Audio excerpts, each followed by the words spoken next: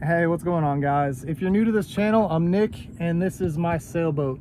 She is a Bristol 30 and it's a liveaboard. I live on it, and I'm gonna show you how I pretty much made it self-sufficient for the most part. I don't think anybody out there is completely self-sufficient except maybe Tarzan or something, but I'm gonna show you how I basically put up my solar panels and, you know, collect rainwater and stuff like that and live off grid out here in the middle of the ocean.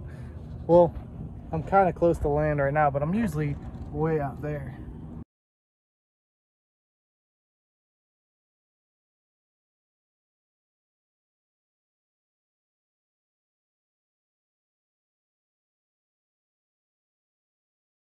All right, here, let's start with these solar panels. I've got 6 panels. You can see 2 of them here. There's another one on the other side, but yeah, I got 6 100-watt panels and I set them up in a parallel system. I used to have a black sheet of plastic that ran across all this, and I taped all the panels together.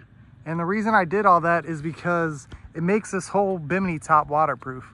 So when it's pouring down rain, I can still be in here unless it's like insanely windy and, you know, the rain's coming sideways at me, but I can be in there and still be dry. And so yeah, I taped up between all the panels so it's all, you know, waterproof.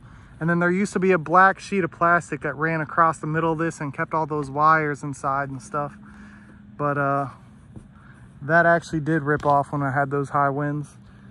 So I need to get another piece of plastic, and it covers all this stuff. It makes it look real nice. So how I installed these was I got some of that what's it called, that adhesive Velcro. It's adhesive on both sides, and I stitched one of the sides into this bimini. You can see it's the sticky part still is attached to the bimini too, like it's still sticking pretty good, but I sewed it up there just to be safe. And then I stuck the other half of the Velcro onto my solar panels. It sticks real good, so it ain't coming off. You don't want these panels sitting directly on your bimini frame. So what I did was I put some wood strips in between, and it runs all the way down all the panels. So it's like a little frame that sits on top of the bimini frame. And it works real good. You can see like some stress lines right here, but that is only because when I first put these solar panels up, I didn't put those pieces of wood. But yeah, that's my solar panel setup. So that's 600 watts. So those 600-watt panels are perfect for me. If you got more people on your boat, you might want a little bit more, but it's enough for me to use my skillet. I got an electric skillet that I use twice a day. And then it's enough for me to, I got a refrigerator here. It's enough for me to run that thing 24/7. It's a freezer too. And yeah, I even have a scuba compressor right here. And if I don't use my skillet to cook on and I use that propane grill out there, I can actually run this 2200-watt scuba compressor off my battery bank and basically scuba dive for free, which is freaking awesome. I love that. But if it's cloudy for more than 2 days and I'm not really getting any sun, my batteries will start going low. And that's what this thing here is for. It's a 2200-watt inverter generator. If it's pouring down rain and I don't want to, you know, get my generator all wet and stuff, I'll just turn on the engine. This is, I don't know if you can, yeah, you can see that. That's my engine of my sailboat. It's an inboard diesel Yanmar. It's an old one, 3-cylinder, but it runs great. I haven't had a single problem with it. Yeah, I mean, that's how I use my stuff. I have 4 batteries. 2 of them are right here and 2 of them are in that next box over. I just got this lid off so you could see. It's 100 amp hour, 12-volt batteries. I have 4 of them. And then this is basically what all my solar panels are connected to, with that MPPT charger right there. And I have 2 separate batteries that are under this battery bank. That's basically just for my my engine of my sailboat. So that way, if I ever run these batteries dry, I'll still always have enough juice to start on my engine. And I got like 3 different battery chargers that I hook up. If it's cloudy for more than like 2 or 3 days, I'll pull out my generator and trickle charge all these batteries. All right, so what's going on here is the next like 3 days, there's gonna be like real strong winds, 25 mile an hour. I haven't got no rain for like the last 2 months, and all my tanks are running empty, so I'm just gonna collect some of this rain that's coming with these winds. All right, I was coming out on my deck to show you guys how I'm gonna prepare to collect this rainwater. And look what I find, just laying on my deck. I heard a thump too, like a couple hours ago. A bird must have got a hold of him and dropped him.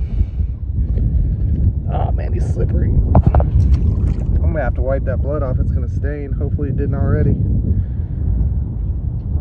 So what I do is right before it's about to rain, I go out there and I scrub my whole deck down with some biodegradable safe soap for boats and marine, and for me obviously too, because I'm going to be drinking the water that bounces off of it.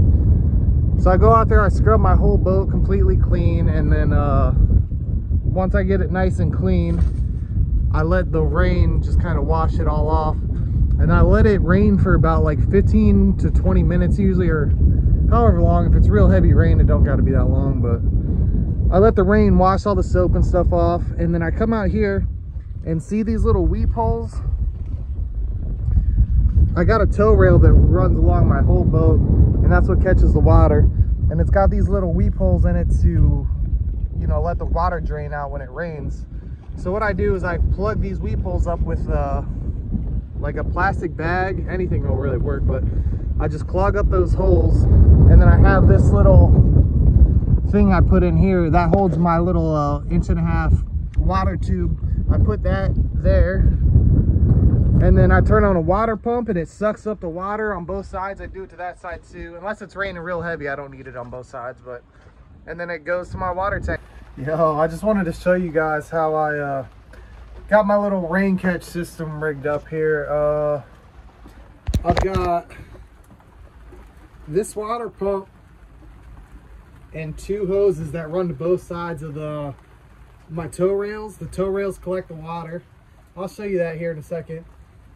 And it goes through a micron filter, it goes through a charcoal carbon filter, and then it goes through a UV filter back there that before it runs into my tank.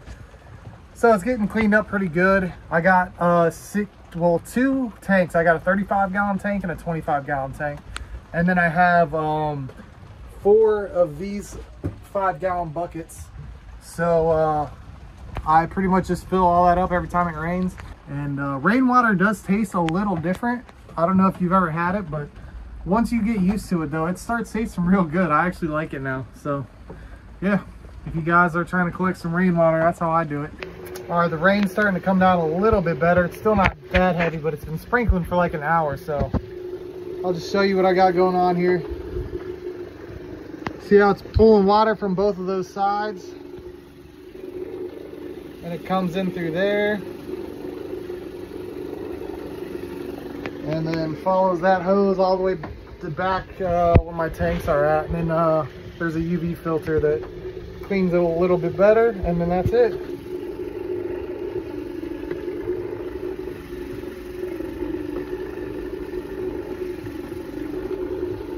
This water pump's a 5-gallon per minute pump, so I usually fill my tank up in like 15 minutes, something like that, fill all my stuff up.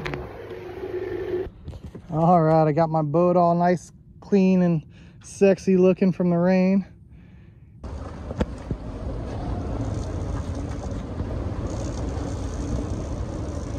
Winds are about 20-25 mile an hour right now.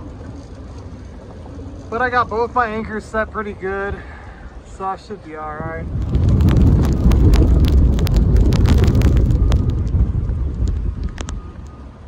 Cool little sunset though. So yeah guys, that's how I've lived completely self-sufficient out here. I love the small footstep that I have out here, you know what I mean? Or the footprint, not the footstep. I don't consume much, you know what I mean? I don't need much. I'm just kind of living life and traveling out here, and I'm so glad I did everything I'm doing. It feels awesome to be out here. Hey, I hope this video helps somebody out there. If you guys liked it, hit like and subscribe. And if you have any advice or questions, just put them in the comments.